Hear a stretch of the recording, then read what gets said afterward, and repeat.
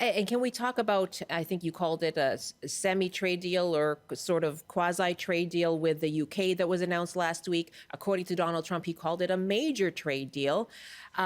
This is what he announced on social media. What exactly was agreed to there?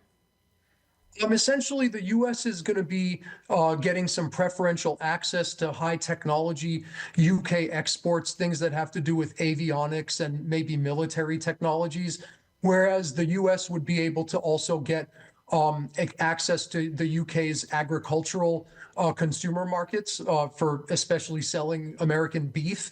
British beef was being allowed into the U.S. As a sort of reciprocity for that. But of course, UK farmers are very concerned about the quality of American beef and the fact that, of course, American farm products operate at an economy of scale compared to the much smaller production facilities in the UK, which means that they have a lower price point than a lot of UK products. So this is something that can be quite concerning for middle class people involved in that industry in the UK.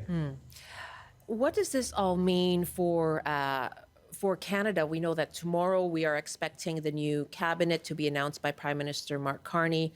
He's just coming off the heels of this meeting last week with Donald Trump. What does this all mean for the trade war that's happening between Canada and the U.S.? I think it's not really good news because it suggests that the UK has allowed itself to be bullied. And China certainly has not allowed itself to be bullied. But if China is sort of cutting their losses and doing something pragmatic and strategic because they have a lot of power, we have to remember that Canada's, of course, not anywhere big in terms of economy as China.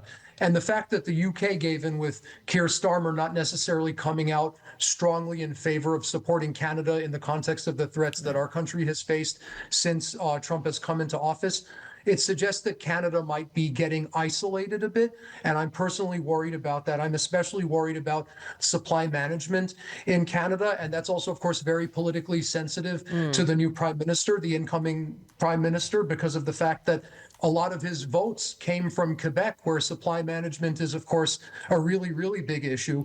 And just yesterday, we saw 2 days ago that one of the seats was won by the Liberals by one vote. So he's going to really have to deliver on defending supply management in Quebec in order to keep his Liberal victory sustainable for the near future. And it's going to be really difficult for him to do that, given that the UK is also now liberalizing agricultural imports from the United States. So I look for the Trump administration to make a big push to get access to Canada's dairy sector now.